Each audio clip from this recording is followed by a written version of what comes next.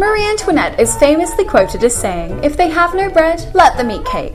However, this miscredited quote actually comes from Jean-Jacques Rousseau's autobiographical book Confessions, in which it is written, "I recalled the makeshift of a great princess who was told that the peasants had no bread, and who replied, 'Let them eat brioche.'" Misquotations are some of the most troublesome mistakes we human beings have made throughout history.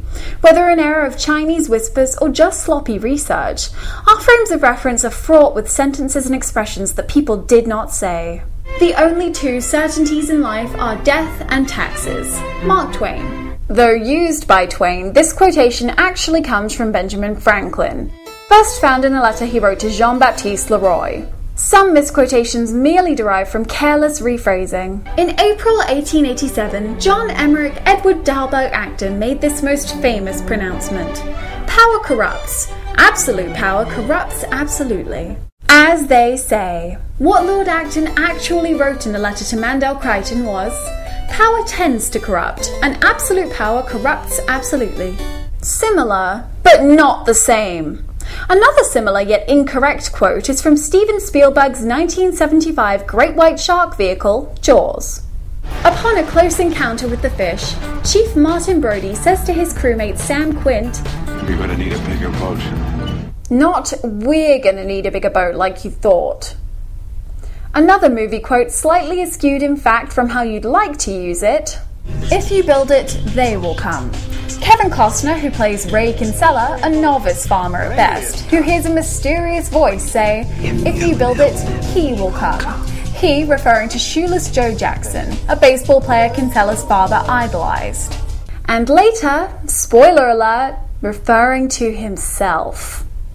Throw another shrimp on the Barbie, a misquotation of Paul Hogan from an American-Australian Tourist Commission commercial, and an eternal annoyance for Australians. The actual quote was, "I'll slip an extra shrimp on the Barbie for you." Be nice to nerds, you may end up working for them. We all could. Not said by Bill Gates, but rather Charles J. Sykes, the author of 50 Rules Kids Won't Learn in School. Only the dead have seen the end of war. Absolutely no record of Plato ever writing this, but it does appear in George Santayana's 1924 soliloquies in England. Elementary, my dear Watson, does not feature in any of the Holmes stories written by Doyle, and actually originates from the 1929 film The Return of Sherlock Holmes. "Beam me up, Scotty" was not said in this exact phrasing by any of the Star Trek characters until a 1995 Star Trek audio adaptation of a novel, The Ashes of Eden. I found that to be a real shame.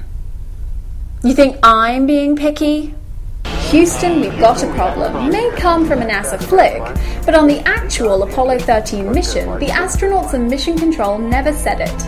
After an oxygen tank rupture caused the lunar landing to be aborted, Command Module pilot Jack Swigert stated, "Okay Houston, we've had a problem here," and was then followed by Commander Jim Lovell 15 seconds later, who reiterated, "Houston, we've had a problem." And if that weren't enough, I saved an undeniably culturally wrecked missed opportunity for my final documentation.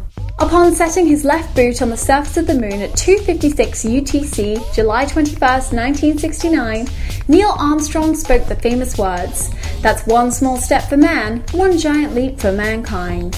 Having premeditated the words he would use for this moment, he either missed a syllable or suffered an audio glitch, rendering his vocal mark on history a complete mishap.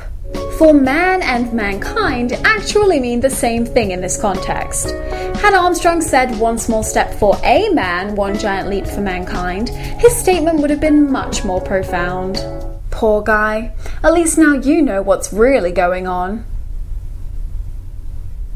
Whoever is careless with the truth in small matters cannot be trusted with important matters. Albert Einstein.